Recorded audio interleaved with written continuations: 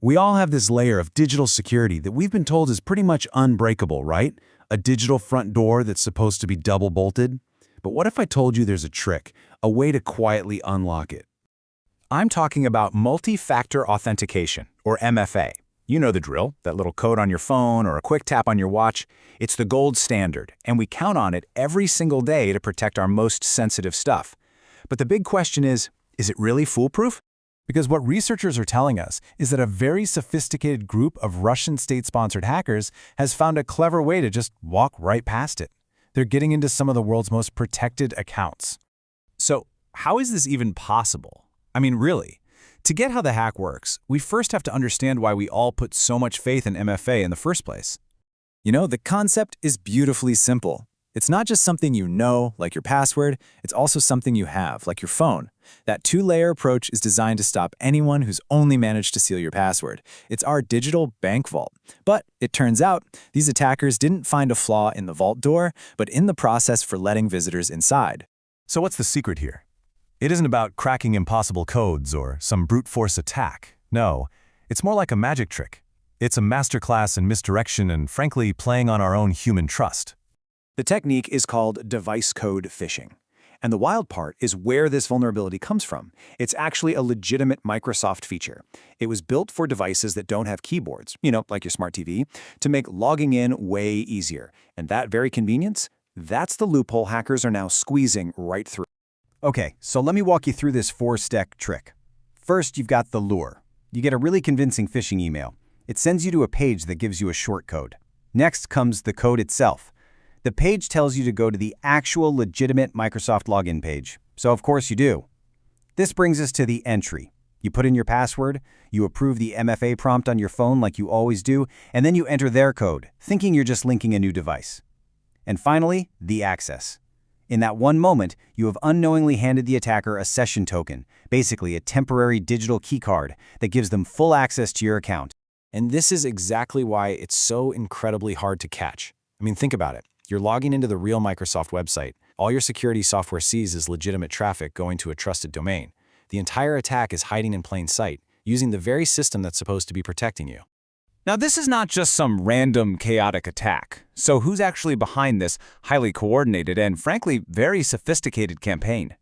Well, cybersecurity firms have pointed the finger directly at a group known as Star Blizzard, which also goes by a few other aliases. And let's be clear, this is not some small-time criminal group. They are a persistent, well-funded threat actor that's believed to be aligned with Russia's intelligence services. And just look at their targets. This isn't about stealing your credit card information. This is espionage, pure and simple. They are systematically going after government institutions, defense contractors, financial organizations, and influential think tanks. This is all about gathering strategic intelligence. And these guys, they don't stand still. Their tactics are always evolving. Back in 2024, a related group actually breached Microsoft's own corporate systems. By early 2025, they were using watering hole attacks, which means they were compromising websites they knew their targets would visit. And by mid-2025, they were sending phishing emails from the hacked accounts of state entities, making their bait look almost indistinguishable from the real thing. Okay, so that's the threat. It's sophisticated, it's targeted, and yeah, it's really effective. But it's not unbeatable. So let's talk about how we can fight back. The real solution here is to upgrade our MFA.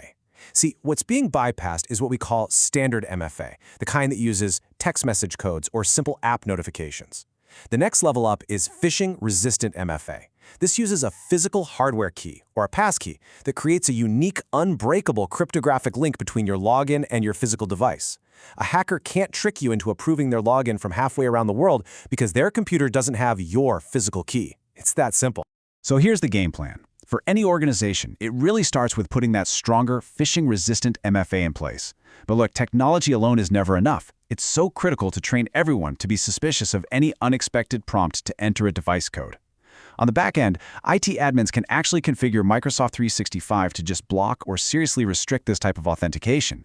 And really, for all of us, it just comes down to a healthy dose of skepticism. And please, don't make the mistake of thinking this is just some niche threat. The scale here is massive. A single phishing-as-a-service platform Yeah, that's a thing, called Raccoon 0365, which used these exact techniques, was responsible for over 5,000 successful credential thefts in 94 countries before it was taken down. We're talking about an industrialized criminal enterprise. Which brings us to a final, really crucial question. We can always build better locks, stronger walls, and smarter alarms.